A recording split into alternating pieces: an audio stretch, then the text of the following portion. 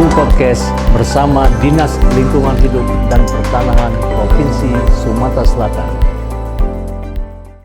Hai Sobat Lingkungan, selamat datang di Debu Podcast bersama DLHP. Sumsel maju untuk semua. Senang sekali rasanya saya Tasya Walgrid akan menjadi host podcast pada kali ini dan menemani waktu produktif kalian yang tentunya akan menambah wawasan mengenai Dinas Lingkungan Hidup dan Pertanahan Provinsi Sumatera Selatan. Di Rabu Podcast kali ini kita juga akan membahas isu-isu yang menarik serta info-info secara faktual dan aktual langsung dari narasumbernya loh. Nah, di episode perdana kali ini kita akan membahas salah satu tema yang sangat menarik untuk disimak, yaitu Sekolah Bersih Adiwiyata diraih. Ada yang tahu nggak apa itu Adiwiyata? Atau malah asing nih di telinga? Nah, jangan khawatir, karena untuk menjawab seputar tema kali ini kita akan kedatangan dua narasumber yang sangat luar biasa. Selamat siang Bapak, selamat siang Ibu. Selamat siang, Mbak. Oke, senang sekali rasanya bisa berjumpa secara langsung ya, tidak virtual ya. Oke, sebelum kita memulai ada baiknya Bapak dan Ibu memperkenalkan diri terlebih dahulu. Mulai dari Ibu. Assalamualaikum warahmatullahi wabarakatuh. Perkenalkan, nama saya Juniati. Saya adalah Kepala Sekolah SD 6 Lawang Kidul. Baik, Assalamualaikum warahmatullahi wabarakatuh. Perkenalkan, nama saya Yulkar Pramilus. Saya sehari-hari bekerja di Dinas Lingkungan Hidup dan Pertanahan Provinsi Sumatera Selatan selaku Kepala Bidang Penegakan Hukum dan Peraturan Perundang-undangan dan Peran Serta Masyarakat. Oke, wah kita kedatangan narasumber yang sangat hebat pada kali ini. Oke, daripada kita berlama-lama, mari kita mulai pembahasan kita ya Pak, Bu. Ya. Oke, Sekolah Bersih Adiwiyata diraih. Tema kita kali ini sangat menarik ya Bapak dan Ibu Baik. ya. Nah, mungkin yang belum tahu nih Bapak, Adiwiyata itu sebenarnya apa ya Pak?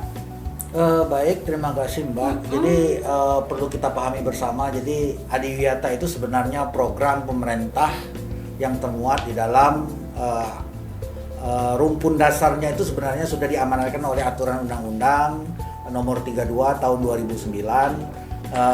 Itu di dalam mekanisme pengendalian. Jadi pengendalian itu ada pencegahan. Nah, di dalam pencegahan itu ada instrumen KLHS dan ada instrumen peraturan undang-undang lainnya. Hubungannya dengan KLHS, sebenarnya KLHS itu adalah salah satu program ya yang menjadi ujung tombak daripada pemerintah, apakah itu gubernur, bupati, wali kota, khusus di OPD ya. Yang terkait dengan Adiwiyata ini, OPD di dinas pendidikan itu bagaimana mereka bisa melakukan pengelolaan lingkungan hidup yang berbasis warga di sekolah. Jadi sangat terkait dengan program-program RPJMD di kabupaten kota, provinsi maupun RPJMN yang ada di nasional. Nah, keterkaitan dengan beberapa program-program penunjang lainnya itu sebenarnya sinkronisasi dengan peraturan perundang-undangan. Seperti kita ketahui ada peraturan perundang-undangan nomor 3 2013 ya, tentang program Adiwiyata. Kemudian atas kesadaran budaya pengelolaan lingkungan hidup di sekolah itu ada Permen LH 5 2019 dan penghargaan Adiwiyata itu sendiri ada di Permen LH 53 2019. Jadi sinkron. Jadi memang sudah diamankan oleh peraturan perundang-undangan, intinya untuk mendorong warga di sekolah, apakah itu penyelenggara pendidikan di sekolah ya, apakah itu murid ya yang memang menjadi didikan kita, untuk betul-betul bersama-sama melakukan budaya pengelolaan lingkungan di sekolah tersebut sehingga betul-betul bisa tercapai. Inti ketercapaiannya itu sebenarnya keberlanjutan. Bagaimana kita bisa melakukan keberlanjutan terhadap beberapa pengelolaan lingkungan hidup. Itu intinya sebenarnya. Oke, berarti Adiwiyata ini upaya pembangunan program atau wadah yang baik ya Pak ya? Ya. Oke, nah untuk tujuan Adiwiyata itu sendiri Pak, apa sih sebenarnya tujuan Adiwiyata itu Pak? Tujuan Adiwiyata itu sendiri sebenarnya seperti yang diamanatkan undang-undang itu sebenarnya mendorong bagaimana kita melakukan budaya pengelolaan lingkungan di sekolah tersebut, apakah itu dari pembinanya guru maupun dari anak binaan katakanlah murid, betul-betul nanti kita akan sadar bagaimana kita melakukan pengelolaan lingkungan secara mandiri di sekolah. Sehingga sekolah itu nanti keberlanjutannya, apakah itu keberlanjutan dengan sistem pendidikan maupun yang berbasis lingkungan, itu betul-betul bisa tercapai sesuai dengan aturan undang-undang. Oke. Nah Pak, kenapa ada Wiyata? Apa sih dampak adanya Adiwiyata di lingkungan sekolah itu Pak? Sebenarnya dampaknya cukup positif ya, karena kita lihat, kita ketahui degradasi lingkungan di kita ini luar biasa. Jadi dari semua aspek degradasi lingkungan itu sudah mulai terjadi. Nah, harapan kita ya dengan program Adiwiyata ini kita menumbuh kembangkan semangat peduli lingkungan, apakah itu dari pendidik ya, sekolah maupun anak-anak didik, sehingga mereka akan sadar bahwasannya ya lingkungan ini sangat penting ya untuk dijaga dalam rangka kita menjaga keberlanjutan. Ya, pengertian keberlanjutan itu artinya kita silakan mengeksplor sumber daya alam saat ini, tapi mari kita pikirkan anak cucu kita ke depan untuk bisa menikmati lingkungan yang sesuai dengan amanah undang-undang. Nah, konsekuensinya ya dengan itu ini peraturan pemerintah sudah mendorong beberapa peraturan undang-undang seperti yang saya sudah sampaikan tadi. Jadi ada peraturan undang-undang 52 2019 tentang budaya peduli lingkungan di sekolah. Kemudian ada peraturan pemerintah 53 2019 juga. Nah, atas upaya-upaya itu apakah yang dilakukan oleh masyarakat di sekolah, katakanlah si pendidik dan yang siswa yang dididik itu akan diberikan satu apresiasi nanti oleh pemerintah ya, dengan keberhasilan mereka bisa melakukan pengelolaan terhadap lingkungan hidup di sekolah. Nah, dengan beberapa kriteria penilaian yang pastinya, dengan tahapan-tahapan kegiatan yang akan dicapai oleh sekolah, apakah itu nanti tahap atau tingkat kabupaten ya, kemudian tingkat provinsi, tingkat nasional maupun nanti mandiri. Nah, ini semua ada kriteria-kriteria tahapan dalam rangka melakukan penilaian dari kriteria yang sudah ditetapkan. Karena yang saya tangkap kalau lingkungan yang itu baik sendiri bakal menyebabkan kenyamanan ya bagi mahasiswa ataupun murid-murid sekolah. Nah, sekarang kita beranjak ke Ibu Juniati nih sebagai Kepala Sekolah Penerimaan Penghargaan Adiwiyata Mandiri. Bagaimana perasaan Ibu? Senang. Alhamdulillah. Terus Bu, gimana? Ya, dari 77 peserta mengikuti lomba Adiwiyata se-Indonesia, SD 6 Lawang Kidul mendapat peringkat 4. Itu se-Indonesia. Oh, okay. Dari SD, SMP, SMA. Oh, jadi nggak cuma SD ya Bu ya? Enggak. Oke, luar biasa sekali ya Ibu. Iya.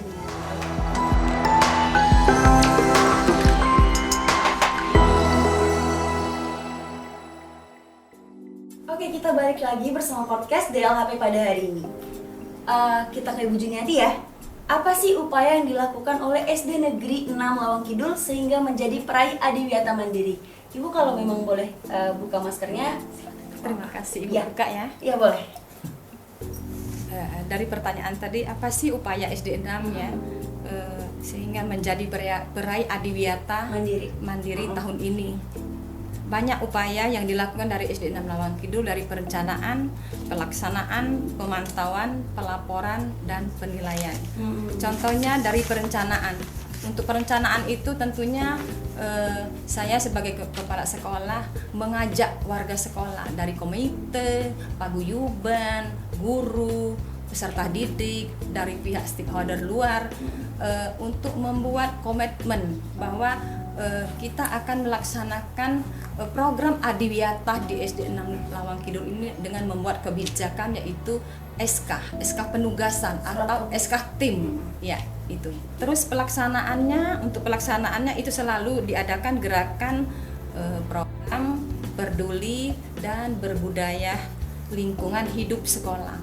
Itu selalu dilaksanakan bertahap karena Adiwiyata ini tidak langsung mencapai ke puncak mandiri, karena kita bertahap. Dari tahun 2015 kita mendapat Adiwiyata tingkat kabupaten. Dari tahun 2016 kita mendapat Adiwiyata tingkat provinsi. 2017 kita mendapat Adiwiyata tingkat nasional. Terus kita berbenah tahun 2021 kita mengikuti lomba ke tingkat mandiri. Alhamdulillah dengan kerja tim, dengan kerja keras kita meraih ke puncaknya Adiwiyata tingkat mandiri. Berarti emang ada proses ya Bu ya? Ada langsung proses. ke atas ya? Enggak langsung ke atas. Oke. Nah Ibu, bagaimana sih menyadarkan lingkungan sekolah untuk terus menjaga perilaku bersih di sekolah?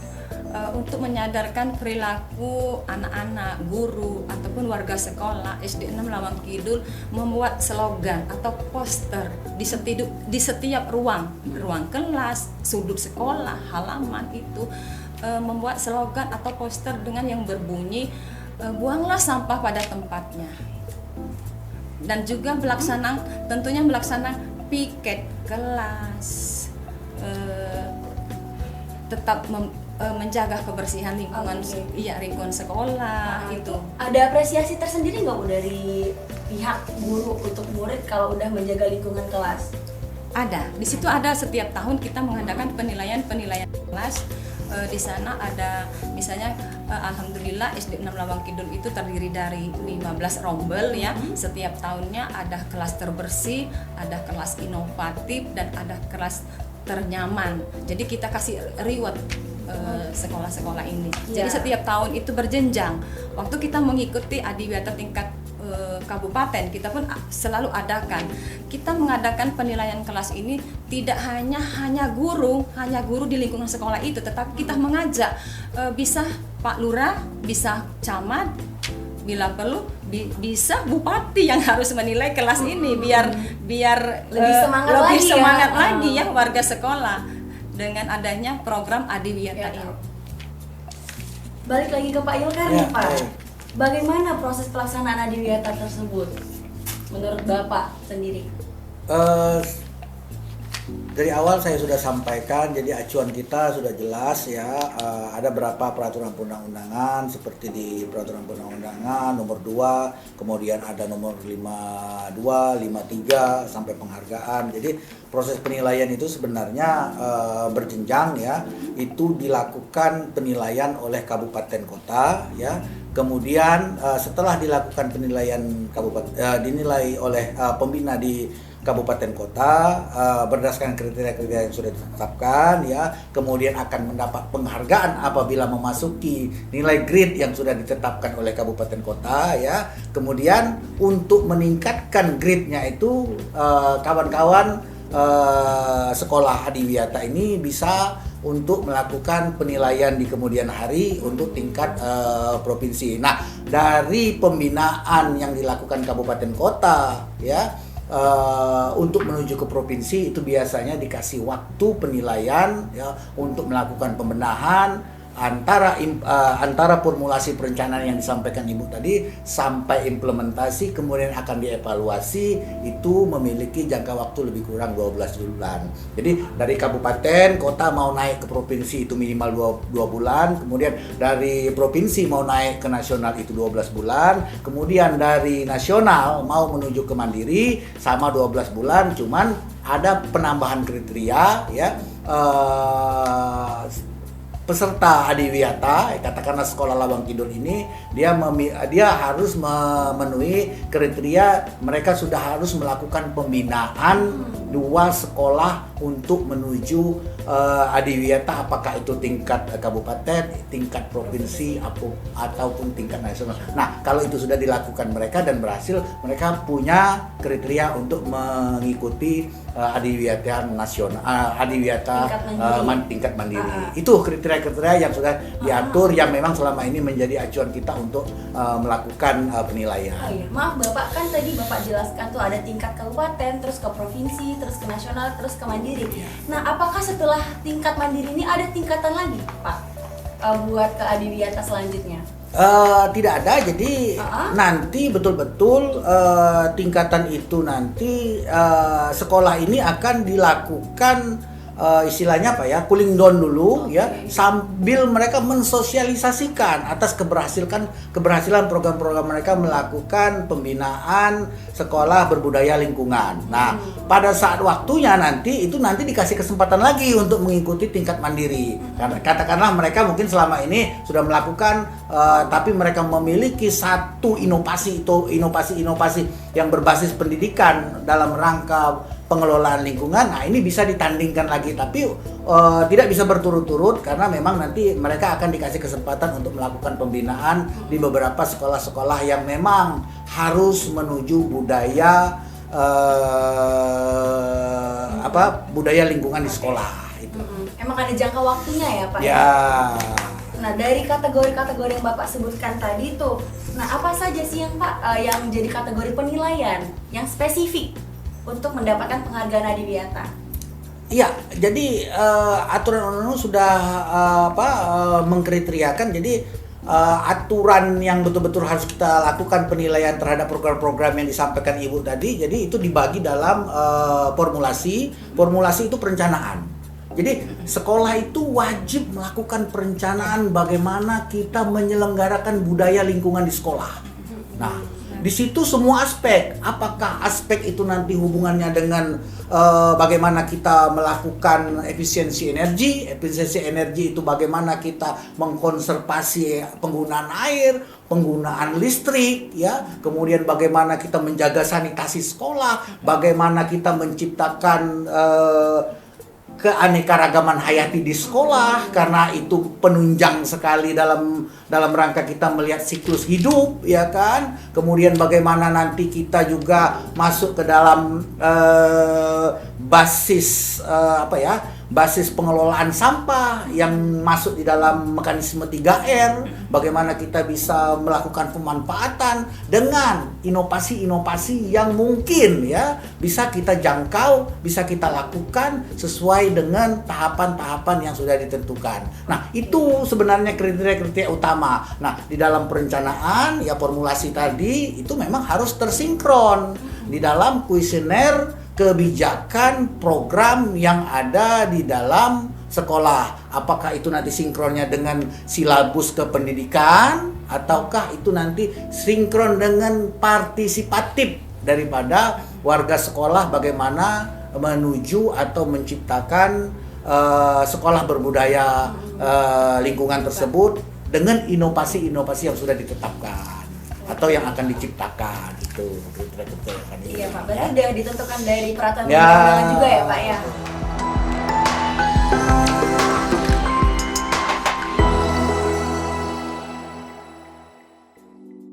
Wah, berarti SD Negeri 6 Lawang Kidul ini sudah memenuhi semua penilaian ya Pak ya. Betul.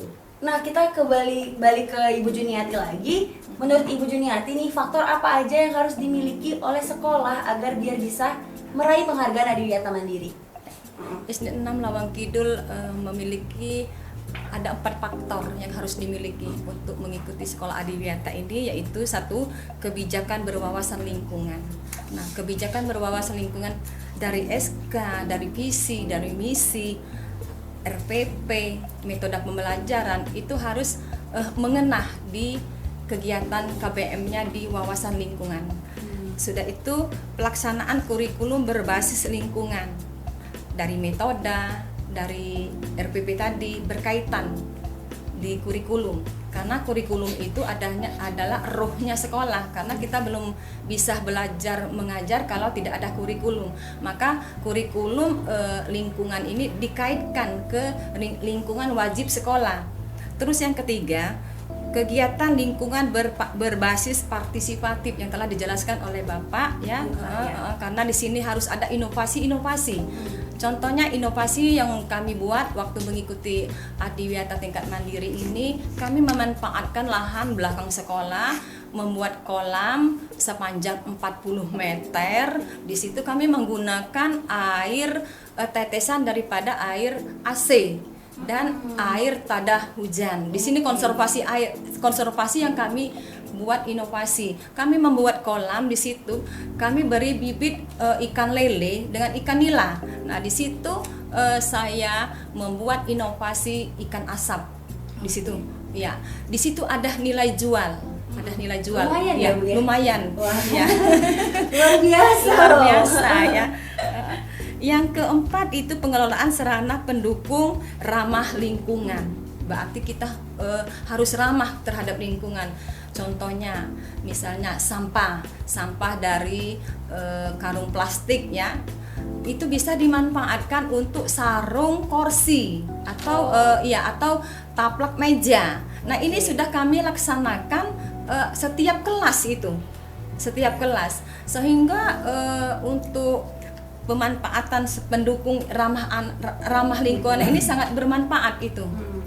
Jadi didaur ulang ya. Didaur ulang, betul. Jadi murid-murid ataupun siswa yang telah membuang sampah yang anorganik dan organik itu didaur ulang untuk menjadi hal yang berguna ya. Iya. Luar biasa. Oke, adakah rencana ke depan untuk SD Negeri 6, Bu?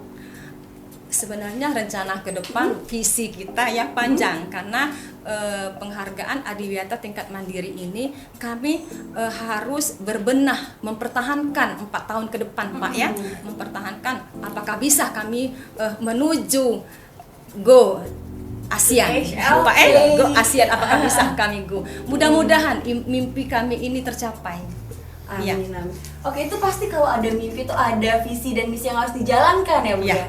Oke, ada bisa dikasih tahu salah satunya, Bu? Ya, salah satunya yang dijelaskan oleh Bapak tadi, kita harus tetap mempertahankan predikat Adiwiyata mandiri selama 4 tahun. Kita harus membina sekolah-sekolah yang ada di sekitar kita itu. Oke, maaf Bu, Ya. buat menyinggung masalah pembinaan nih Bu. Katanya tadi saya dengar informasi SD 6 Lawang Kidul ini udah banyak ya binaan di mana? Banyak, Itu ya. boleh dikasih tahu Bu? Apa aja? Alhamdulillah SD 6 ada 10 binaan di Wow. SD sekitar Lawang Kidul. Mereka alhamdulillah tahun ini ada 5 masuk ke provinsi menuju ke nasional. Mudah-mudahan binaan SD 6 Lawang Kidul sukses masuk ke mandiri, masuk ke nasional, masuk ke provinsi. Oke, Ya. itu binaan itu tuh cuman buat sekolah dasar atau enggak Bu? Seluruh, Oh, seluruh. dari Jadi, SD, SMP, SMA boleh. Nah, Oke. karena Adiwiyata ini tidak ada jenjang, tidak ada jenjang SD, jenjang SMP, jenjang SMA, sama. Karena emang Adiwiyata ini penting ya Bu ya, Iya, buat lingkungan iya. hidup ataupun lingkungan sekolah. Benar. Oke, Pak Yulkar terakhir nih, Ya. menurut Bapak sejauh mana sih program Adiwiyata bisa mempengaruhi untuk membentuk karakter masyarakat dalam upaya menjaga lingkungan? Ya, kalau menurut saya sangat penting ya. Jadi memang pendekatan kita memang untuk bagaimana kita menjaga keberlanjutan daripada ekosistem ya atau lingkungan kita sekitar ini ya, yang memang dampaknya akan berpengaruh secara global. Artinya sedini mungkin kita mulai harus memberikan pengajaran. Kita harus mulai memberikan satu pengetahuan. Kita sudah harus memberikan pemahaman-pemahaman ke anak-anak yang memang tadi disampaikan kalau Ibu Juniati ini dari tahap SD, artinya dari mulai tahap SD itu kita sudah mulai harus mengenalkan bagaimana pentingnya lingkungan hidup ini. Karena lingkungan hidup inilah yang akan memberikan kepastian kita untuk keberlanjutan hidup. Keberlanjutan hidup ini artinya ya kita akan berinteraksi, kita akan saling berinterrelasi dengan komponen-komponen lingkungan hidup lainnya sehingga kita bisa menjaga keberlanjutan. Pengertian keberlanjutan itu artinya ya pembangunan oke, ya sektor penambangan oke, ya sektor ekonomi oke, tapi sosial kemasyarakat juga ini akan berjalan sesuai dengan apa yang kita harapkan. Jadi ada keseimbangan di dalam. Jadi usia sedini mungkin itu sangat penting untuk kita beri satu pembelajaran tentang budaya sadar lingkungan di sekolah. Itu menurut saya. Jadi emang membentuk karakter banget Ya. ya Pak ya Adiwiyata ini. Iya. Oke. Nah, kalau kita mau ke atas itu kan harus menaiki salah satu anak tangga ya Pak ya. Jadi nggak bisa langsung ke atas ya, harus Ya. berproses dulu ya, mulai Proses. dari SD terus ke SMP, pengenalan ya Pak. Betul. Oke. Nah, jadi Adiwiyata itu sebenarnya penting banget untuk menjaga lingkungan dan membentuk karakter kita sebagai warga negara Indonesia akan lebih peduli lagi dengan lingkungan hidup. Oke, Adiwiyata sebagai penghargaan sekolah bersih membantu membentuk masyarakat untuk peduli dengan lingkungan dimulai dari kecil dan lingkungan sekolah yang notabene tempat belajar. Terima kasih nih Bapak dan Ibu Juniati, Bapak Julkar atas pandangannya mengenai Adiwiyata atau lingkungan hidup kali ini. Sampai di sini dulu Rabu Podcast pekan ini. Terima kasih buat Anda yang udah dengerin. Sampai jumpa di podcast selanjutnya. Sumsel maju untuk semua. See you.